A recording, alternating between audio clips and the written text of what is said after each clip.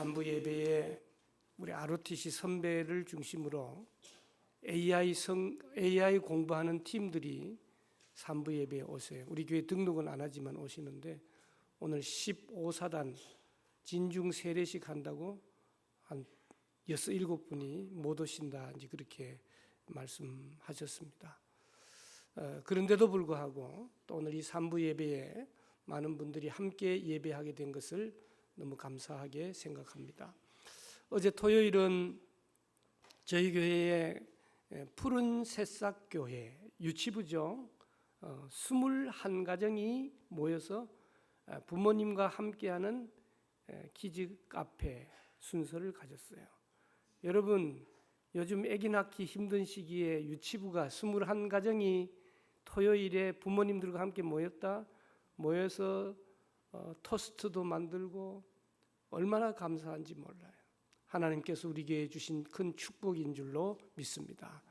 큰 꿈나무 교회 어린이들은 또 뮤지컬도 보고 또 정원 박람회를 하고 있는 서울숲도 둘러서 오게 돼서 우리 교회는 그야말로 어르신들을 잘 모시는 교회임과 동시에 우리 자녀들을 잘 길러내는 교회로 더욱더 힘쓸 수 있기를 주님의 이름으로 축원합니다.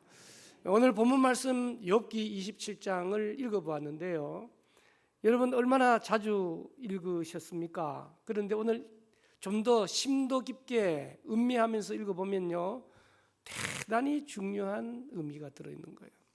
저는 주일이 끝나면 저희 아내에게 항상 그 평가를 받습니다. 도대체 당신은 1부처럼 하면 되는데 3부가 그게 설교가 뭐냐? 3부 성도님들께 대단히 죄송스럽게 생각합니다. 왜 그런지 모르겠어요. 그래서 여러분들은 집에 가셔서 1부 유튜브를 다시 한번 좀 봐주시기를 부탁을 드립니다. 하나님의 말씀을요, 저는 막 65년 동안 먹고 있잖아요. 그런데도 불구하고 다시 한번 읽어보면 그 말씀의 의미가 너무너무 깊고 오묘한 거예요. 오늘도 마찬가지입니다. 오늘 욥이요, 그 고통 가운데서 하나님을 전능자라 그렇게 불러요. 우리 예수님 믿는 사람들이요, 예배 때마다 신앙 고백을 하잖아요. 나는 전능하신 하나님을 믿습니다. 그래서 오늘 27장 1절 위에 보면 무슨 얘기를 하느냐, 이 주제가 뭐냐 그 말이에요. 여러분 잘 아시는 대로 욥이라고 하는 사람은 누굽니까? 고난의 종합 세트와 같은 사람입니다. 하나님의 큰 복을 받아 자식이 10명이었는데 하루아침에 다 죽었어요. 우리 교회 안에도 보면 자녀를 앞에 앞세운 가정도 있고 남편을 앞세운 또 아내를 앞세운 그런 가정들이 얼마나 많은지 알 수 없어요. 10명 자녀가 다 죽었다니까요. 그렇게 잘 나가던 사업이 하루 한순간에 다 무너졌습니다. 자기 몸에 병이 들었어요. 아니, 기가 따갑도록 듣는 얘기 아닙니까? 그래도 들어야 되겠죠. 그리고 사랑하는 아내가 욕하며 떠납니다. 그토록 가깝던 친구 3명이 대못을 박는 말을 욥에게 던지는 거예요. 그런 상황 속에서 오늘 27장 제목이 뭐냐면 그 세 사람을 향한 욥의 말이다 그 말이에요. 욥이 뭐라고 시작합니까? 27장 1절에 그 친구들을 향하여 풍자하여 말을 한다. 쪽바로 얘기하면 미어 터질까 봐 풍자해서 얘기한다. 뭐라고 얘기하죠? 2절에 그가 믿는 하나님에 대해서 소개를 하죠. 나의 정당함을 물리치신 하나님. 여러분 성경에 보면 욥은 동방의 의인이라 그랬어요. 그래서 하나님이 사탄이 시험한다 그러길래 목숨만 건드리지 말고 한번 해봐라. 근데 욥은 오늘 뭐라고 말합니까? 자기가 생각할 때는 자기가 정당하다고 생각했는데 하나님이 나의 정당함을 물리치셨다. 자녀들도 죽게 하고 사업도 망하게 하고 병도 들게 하고 그야말로 물리치신 하나님이다. 그 다음 뭐라 그럽니까? 나의 영혼을 괴롭게 하신 하나님이다. 그런데 중요한 단어가 등장하죠. 뭐라고요? 전능자. 히브리어로 얘기하면 엘 샤다이. 엘이라고 하는 것은 하나님, 샤다이, 전능하신 하나님.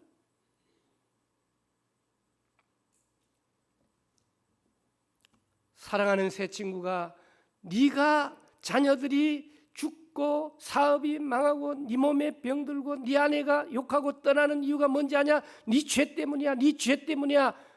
마치 사탄처럼 새 친구가 얘기하는데 그들을 향해서 오늘 욥은 그래. 그러나 내가 믿는 하나님은 어떤 분이라고요? 전능하신 하나님입니다. 전능하신 하나님이셨기 때문에 죽을 수밖에 없는 100% 죄인인 나 같은 죄인을 이 자리에 와 앉아있게 합니다. 이 자리가 어떤 자리입니까? 날 구원하신 하나님을 향하여 찬양하고 감사하고 기뻐하는 자리가 아니겠습니까? 오늘 한 인생의 가장 처절한 밑바닥에서 터져나오는 고백입니다. 오늘 우리 성도님들 가운데 인생의 한겨울을 지나고 있는 분들이 대부분입니다. 겉으로 보기는 꽤 행복해 보이는 것 같지만 그저 연수와 그 연수의 자랑은 수고와 슬픔인 거예요.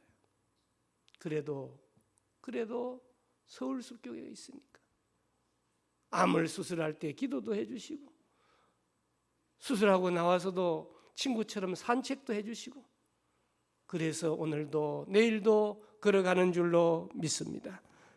여러분 9절 말씀에 보면 환난이 그에게 닥칠 때, 환난이 친구들에게 닥칠 때, 환난이 죄인들에게 닥칠 때, 환난이 나에게 닥칠 때 하나님이 어찌 그의 부르짖음을 들으시랴? 의문문이죠. 10절도 마찬가지. 그가 어찌 전능자를 기뻐하겠느냐? 항상 하나님께 부르짖겠느냐? 악인들은 부르짖을 수 없다는 거예요. 악인들은 하나님을 전능자를 기뻐할 수 없다는 거예요. 악인들이 소리 지른다고 해서 하나님 듣지 않으신다는 거예요. 그래서 예수 그리스도를 믿고 하나님을 신뢰하고 믿음 생활하는 순간순간에 평소에 하나님께 부르짖는 거예요. 내가 부르짖을 기도 제목이 없다 하면 나보다 연약한 우리 성도들을 위해 중보하며 부르짖는 것이 얼마나 귀한지 몰라요. 여러분 자기 자신을 위해서 기도할 시간이 없다, 남을 위해 기도하다 보니까 성경은 말하기를 그걸 바로 하나님의 나라와 의를 먼저 구하면 이 모든 것을 너희에게 더하시리라. 다른 사람을 위해 기도할 때 내 기도 못했을지라도 함께 응답받게 되는 줄로 믿습니다. 오늘 9절과 10절의 이 말은 악인들은 아무리 소리 지르고 위험한 시기에 하나님을 찾아도 찾아지지도 않고 들려지지도 않는다는 거예요. 그 반대로 이 말의 의미는 뭐냐?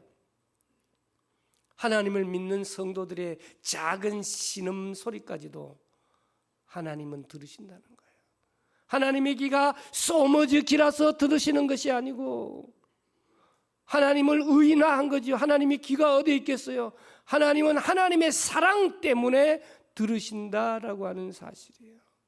사랑이 있는 어머니가 자녀가 감기 들고 몸살 들어서 낑낑거리면 밤에 잘 때는 알지 못했지만 땀을 흘리면서 낑낑거리는 소리를 다른 방에서 주무시던 어머니가 오셔서 병간호 해 주시듯이 말할 수 없는 신음, 입 밖에조차 끄집어내지 못할 부끄러움, 고통, 회개, 우리 하나님께서 들으시고 계시는 줄로 믿습니다. 세상은요, 잘 나갈 때 친구 되어주는 거예요. 잘 나갈 때 들어붙는 거예요. 요즘 저한테도 연락이 많이 와요. 그 뭐 한 자리 없냐고. 여러분, 그러나 자녀가 다 죽어, 사업이 망해, 병들어, 누가 그 옆에 있어 주겠어요? 그러나 살아계신 하나님, 전능하신 하나님은 환난 가운데 우리가 감옥에 갇혀 있다 할지라도 그 창살 사이로 손을 내미시는 분이 바로 전능하신 하나님인 줄로 믿습니다. 오늘 9절 10절에 어찌 들으시랴라고 하는 이 말씀은 응답의 문이 닫혀진 자들의 절망 아니겠습니까? 우리 하나님은 부르짖는다고 다 기계적으로 응답하시는 분이 아니에요. 오늘 본문의 그라고 하는 사람은 악인이에요. 하나님을 경외하지 않는 자예요. 자신의 욕망을 신으로 삼았던 악인들이다, 그 말입니다. 자기들이 다 들어가는 환난을 경험하게 되는 거예요. 재산 날아가고 막. 그런데 그들이 소리 지르는 것은 회개의 소리도 아니고 그냥 비명의 소리일 뿐이다라고 하는 사실.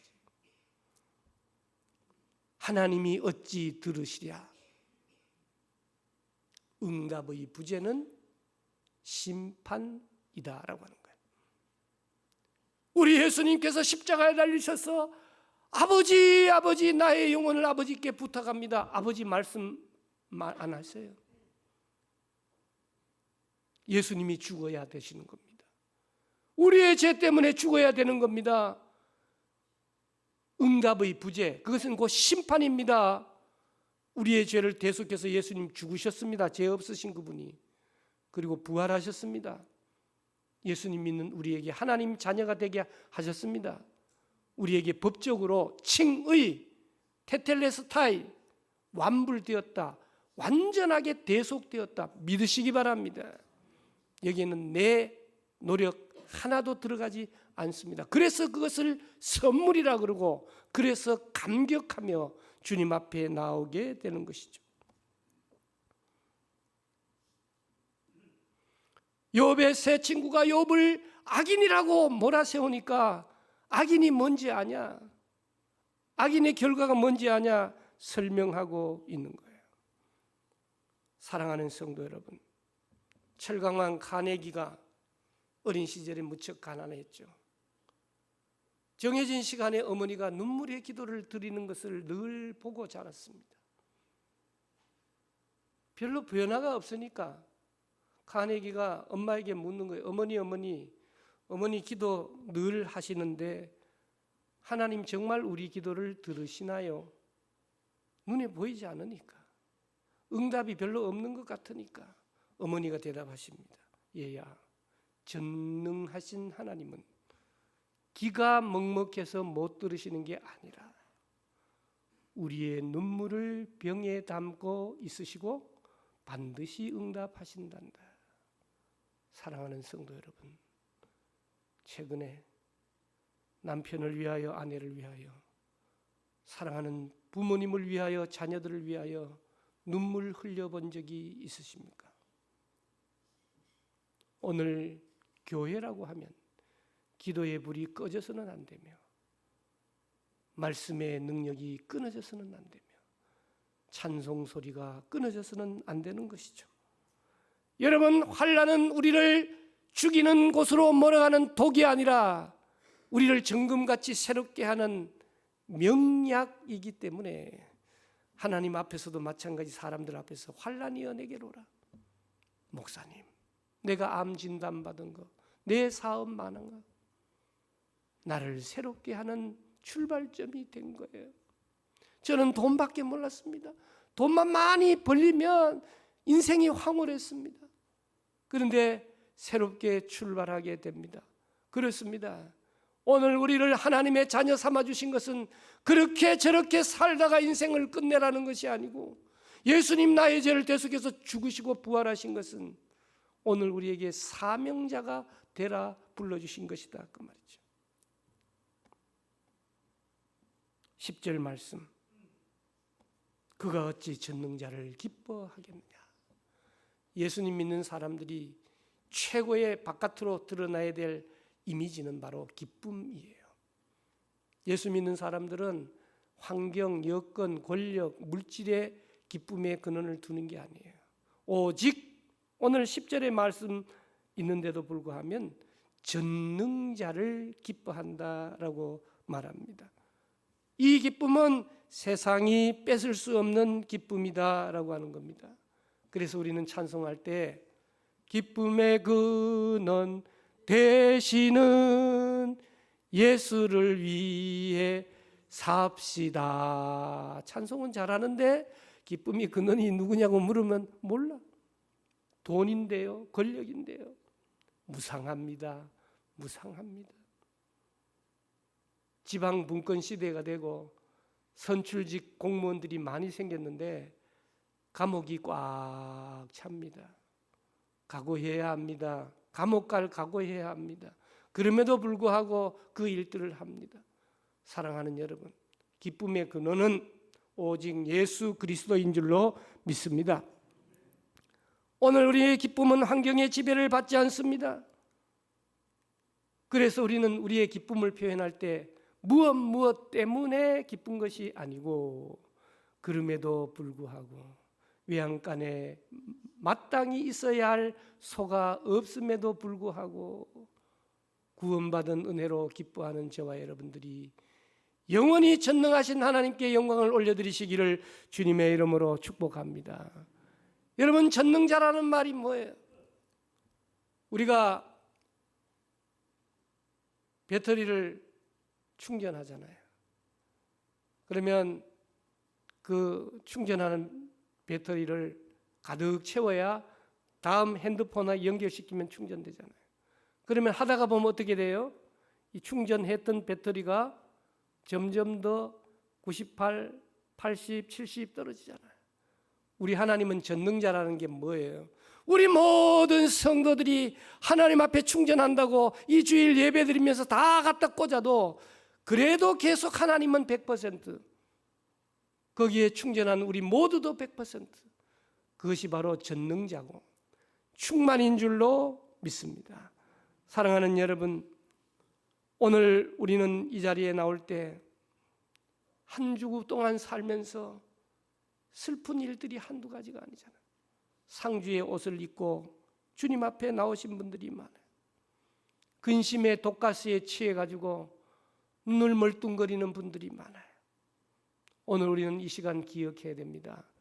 나의 아버지, 나를 붙들고 계신 분은 전능자 하나님 엘 샤다이다 고백할 수 있기를 주님의 이름으로 축복합니다. 오늘 이 10절에 기뻐하겠느냐라는 히브리어 이타나그라고 하는 말은 지극한 즐거움 속에 거한다. 전능하신 하나님의 품속에 푹 잠긴다.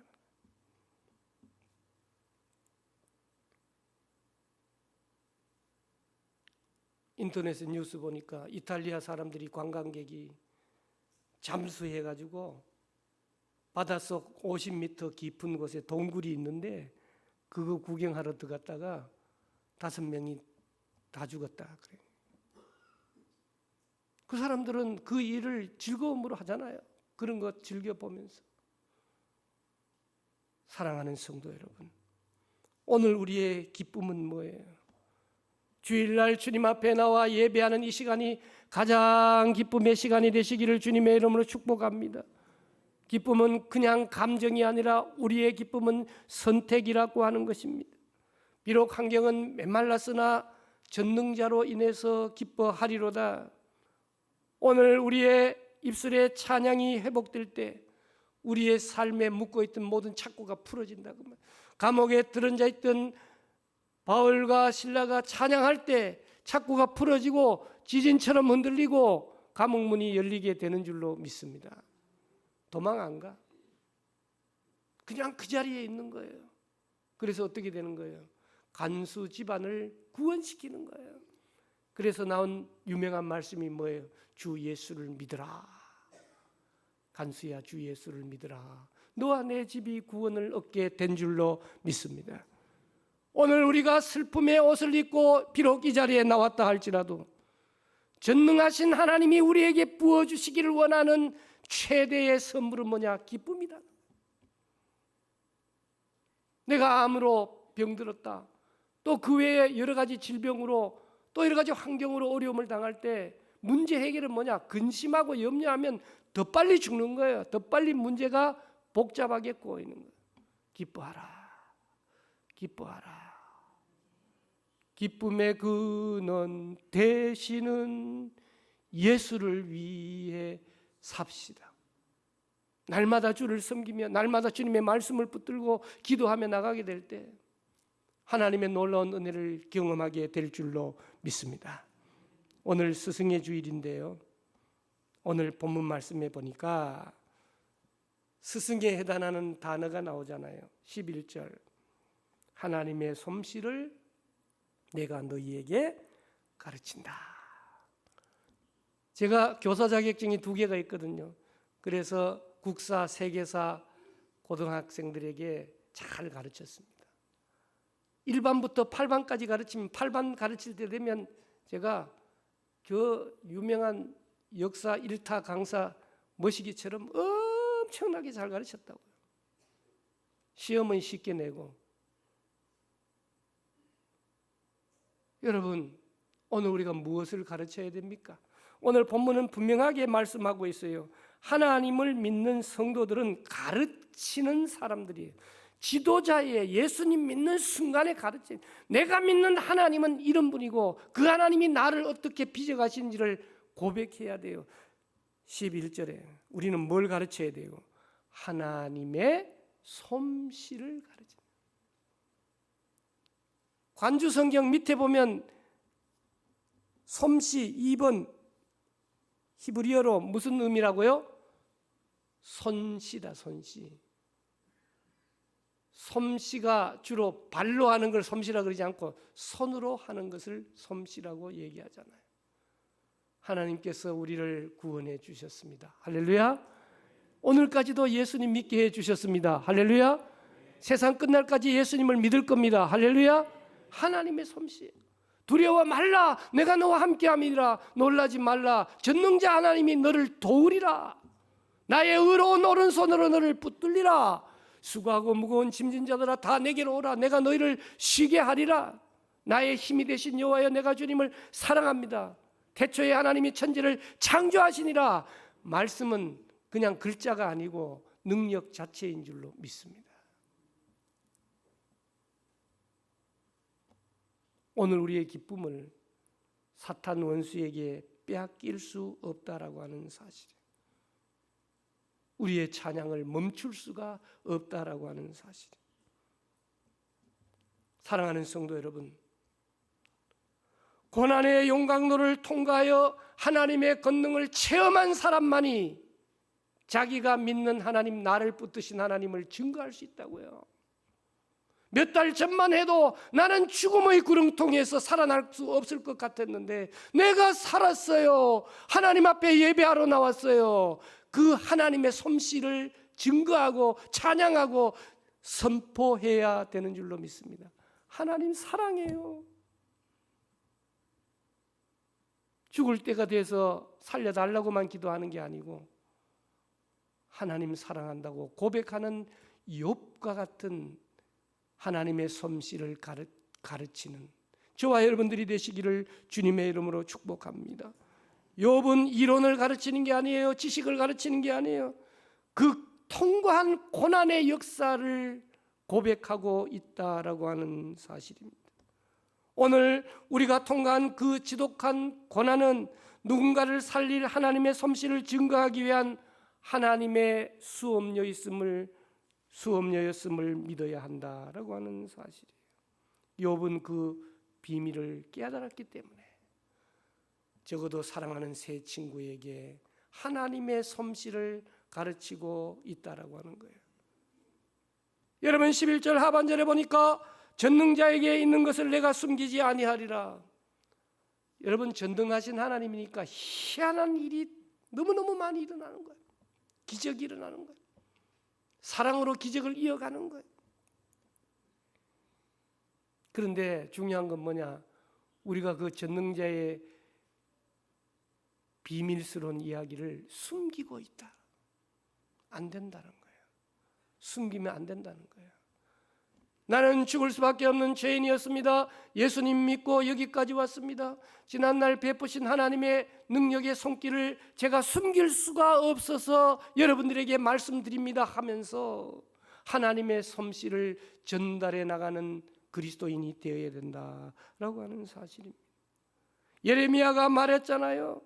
내 마음에 불 붙는 것 같아서 골수에 사무치는 답답함 때문에 내가 말하지 않고는 견딜 수가 없다는 심정으로 찬양되는 찬양을 감당하고, 우리 교사들은, 교회 학교 교사들은 사랑하는 학생들을 가르쳐 나가는 거죠.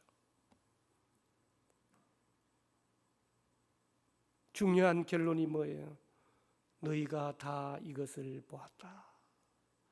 여러분, 사람들이 똑같지가 않아요. 같은 것을 보았을지라도 표현하는 내용이 틀려요. 예수님을 하시는 사역을 봤던 마태가 다르고 마가가 다르고 누가가 다르고 요한이 다르고, 그래서 공간복음서라 그렇게 표현하고 사복음서라고도 얘기하죠. 자기의 관점이 다르기 때문에 그렇게 표현할 수밖에 없는 거죠. 오늘 12절 말씀 이미 본 우리에게 강력하게 말씀하고 있어요. 너희가 다 이것을 보았다. 너희가 다 이것을 보았다. 너희가 다 이것을 보았다. 본 사람이 누군지 아세요? 증인이에요. 증인이 얘기하지 않으면 반대 현상이 일어날 수 있다고요. 피해자가 가해자가 되고 가해자가 피해자가 될 수 있다고요. 증인은 얘기해야 된다고요. 우리는 예수 그리스도의 복음, 피 묻은 복음을 본 사람들이기 때문에 벙어리 교인이 되어서는, 농악 교인이 되어서는 안 된다라고 하는 거예요. 수화라도 해서 전달해야 된다라고 하는 거예요. 무엇을? 12절에 우리가 본 일들을 증언해야 된다라고 하는 사실입니다. 사랑하는 성도 여러분, 사랑하는 친구들아, 너희들이 하나님하고 나보고 죄인 하는데 너희들이 본 것은 정작 살아계신 하나님의 솜씨를 본 것이 아니고 허망한 지식에 사로잡혀 있구나. 오늘 우리가 성경 지식을 배우려고 교회에 오는 게 아니에요. 신학교 가는 게 아니에요. 고난 속에서도 무너지지 않는 우리의 삶을 보고 하나님께 나오게 되는 거죠. 그러므로 오늘 우리는 뭐냐? 살아있는 설교문이다. 가끔씩 우리를 움직이는 성경이라고 표현하지만 오늘 하나님의 말씀을 듣고 집으로 돌아갔는데도 불구하고 여전히 슬퍼하고 여전히 환경에 매여 감사하지 못하는 삶을 살면 그것은 움직이는 설교문이 아닌 것이죠.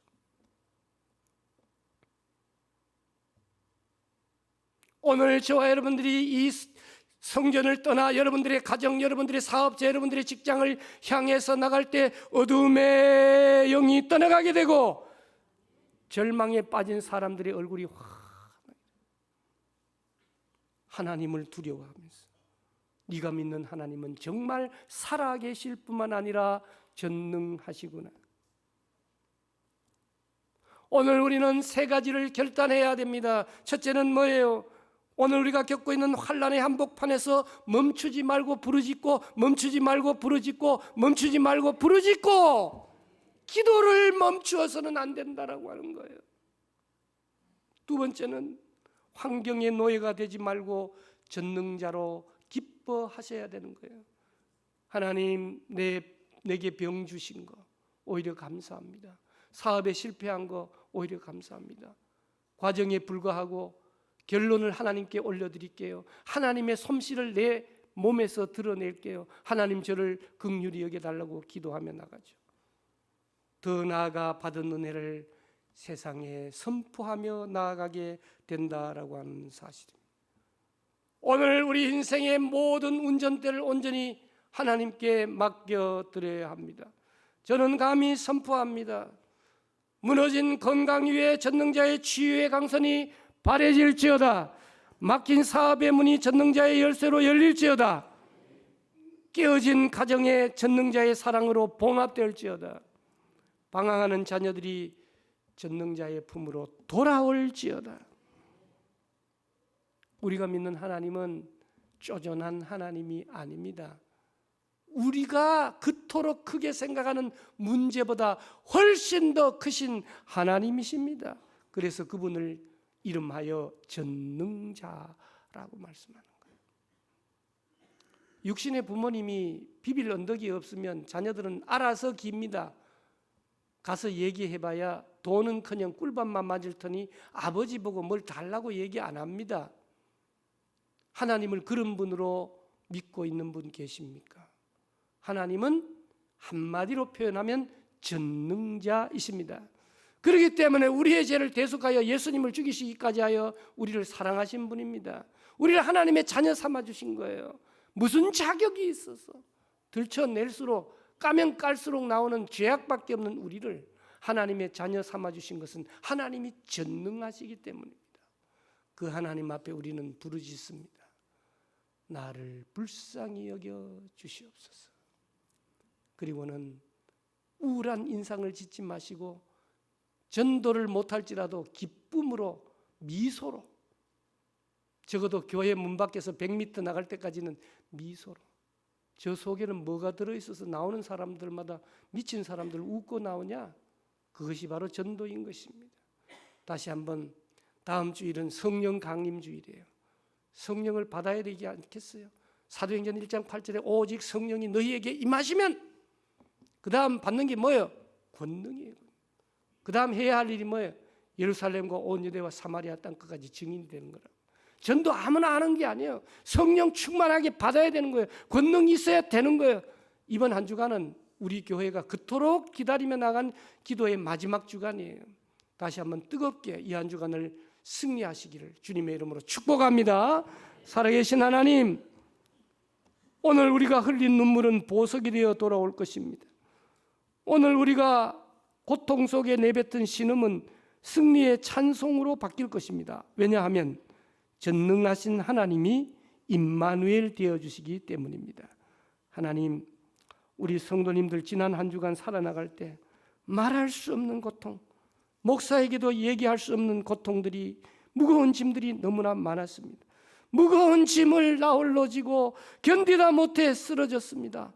그러나 교회까지 나오게 되게 해주신 것을 감사합니다. 우리에게 있어서 명약은 기쁨의 근원 되신 예수님을 위해 살 때 기뻐하고